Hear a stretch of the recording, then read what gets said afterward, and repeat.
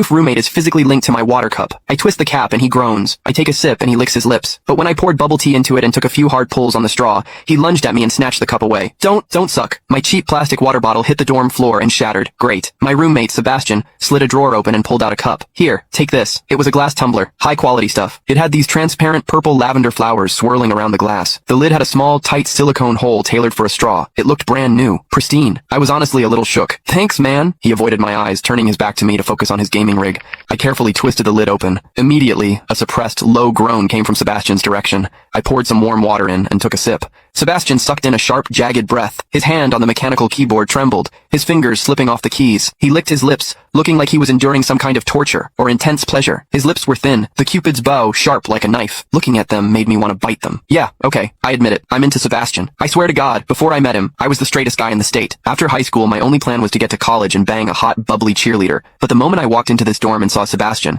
that plan went out the window. 4 years of college and he's the only one I want to mess around with. But I couldn't tell him. No way. I was terrified that if I spilled my guts, we wouldn't even be friends anymore. Because Sebastian is straight. Like, painfully straight. Only 2 weeks ago, he turned down a senior, a varsity swimmer, total stud, who asked him out. After that, Sebastian came back to the room and sat at his desk with a face like thunder for hours. The guy must be a raging homophobe. Maybe it was because the cup was a gift from my crush, but that warm water tasted sweeter than usual. It had a weirdly good aftertaste. I grabbed a straw from my desk and shoved it deep into the hole on the lid. The second I did, a strangled moan ripped out of Sebastian's throat. He bolted up and sprinted into the bathroom. Weird. We were just gaming. Why the hell did he suddenly need a shower? He didn't even grab a change of clothes or a towel. My hearing has always been too good for my own good. Through the thin bathroom door, I heard whimpery, muffled sounds. Soft, hot, suppressed. As a dude, I knew exactly what that sound was. He was jerking off. When I get horny, I usually wait until lights out and hide under the covers like a rat. But Sebastian, it's the middle of the damn day and he just goes for it? Talk about high testosterone. Sebastian is gorgeous. He's got that cold, don't touch me vibe, but his eyes are sharp, almost like a fox. He looks like a priest who's secretly a sinner, tempting as hell. I've heard people say his smile is killer,